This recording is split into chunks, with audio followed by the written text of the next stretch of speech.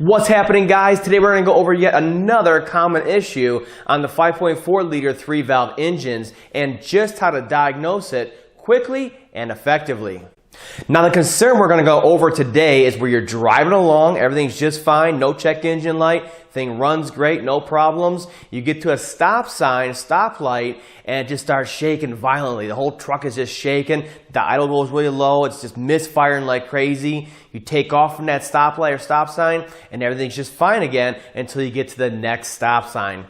Now the reason this is occurring is because this VCT solenoid that's supposed to allow oil flow to the phaser and advance the timing while you're driving is sticking in that advanced position when it should go back down to base timing on there at 700 RPMs or so, which is what you should be at a stoplight. Therefore, the timing is essentially off intermittently because that's sticking VCT solenoid. And the reason it sticks is because of years of gunk buildup in general. But if you don't maintain your vehicle, you go through extended oil change intervals and it gets a lot of varnish inside of there. It's really sticky varnish, and that bore inside of there is very, very precise. It's like a valve inside of a valve body on a transmission. They're made to not have any seals. The metal to metal is so precise, the bore in there, that the metal piston inside of there actually seals the bore. And that's the same way with these VCT solenoids. Whereas a transmission that's ultra clean at all times, these can get sticky from just not changing your oil, the carbon that goes through the system from the blow by in the engine, and of course, like I said, the high heat, and then the oil just gumming up in there in general. Now the obvious fix for this is just to change that VCT solenoid out and everything will be running just fine again.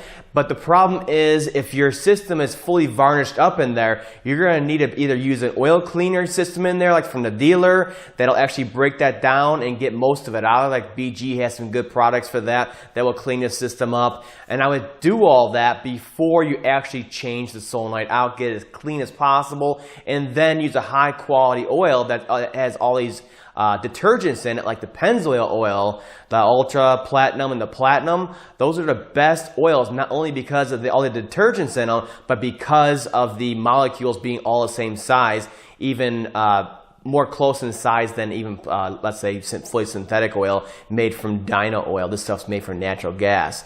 So between those two different things and changing the solenoids out, you should be good to go. Okay, what I have for you now is a short little clip showing exactly how to diagnose this. Quick and easy, no scan tool, no multimeter, nothing special is required, just your senses, and you'll be able to tell right away if the concern is still there or you need to go any further with the diagnosis. So check it out. Best way to check if you have a sticking VCT solenoid is to turn the car off, put it in park, turn the car off, come out here to your solenoid itself. It's in the front of the valve cover, both sides, same place. Disconnect them, turn off to the side, and then go for a drive again.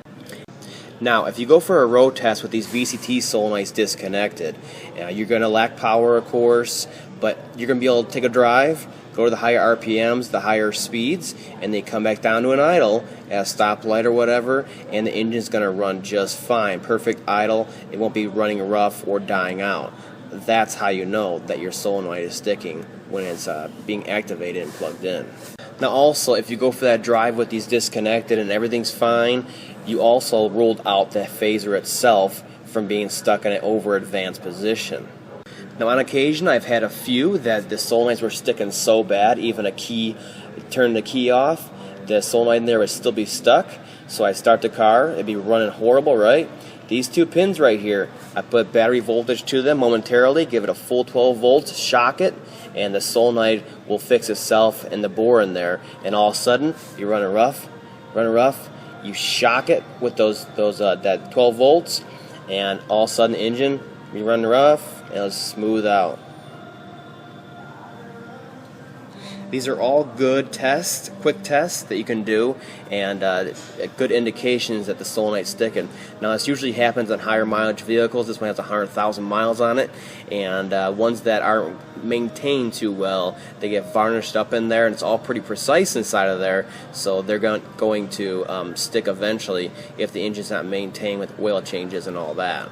Not so bad, right? It's a pretty quick, easy diagnostic process that you can take with you wherever you go. So if the concern starts happening, all I gotta do is jump out, try this test, and you'll know right away if the concern comes back or not, and if you need to change those VCT solenoids out. Now there is the off chance the phaser themselves are coming apart internally. Now I've never seen this on the Ford units, but I have seen it on the Dorman units. So if you have this concern, you really need to be looking at if someone in the past has changed them out to the Dorman units.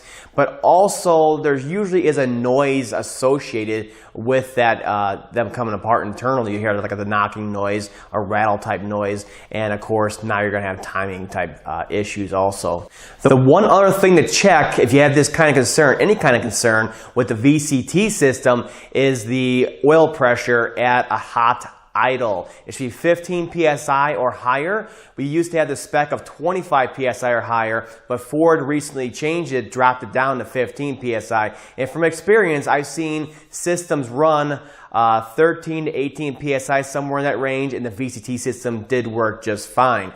But if you're having this concern where you have erratic VCT operation, it can be due to the low oil pressure in your engine. And you can't go by the gauge on the cluster because that's a dummy gauge. All the oil pressure sending unit is on Ford vehicles is a switch. So as soon as the oil pressure builds enough, all it does is it flips over and it sends a ground out to the cluster. And the cluster, you may even see it slowly rise up, like it's building oil pressure after you start it. That's all built into the cluster. It's fake. They can't just go like this right away. So the cluster is not a good indicator if there's proper oil pressure or not. You need to actually tap into where the oil pressure sending unit used to be and get a manual gauge on there and look at it and make sure that even at a hot idle, it's about 15 psi or higher. So hopefully this helps. I know these systems are pretty complicated. There's a lot of different areas to look at. Hopefully you're not having this concern. You're just trying to watch this for some information because it can be really frustrating. And if you do have low oil pressure, it could mean you need a new engine or at least a rebuild, and that's a lot of money. So hopefully this helps.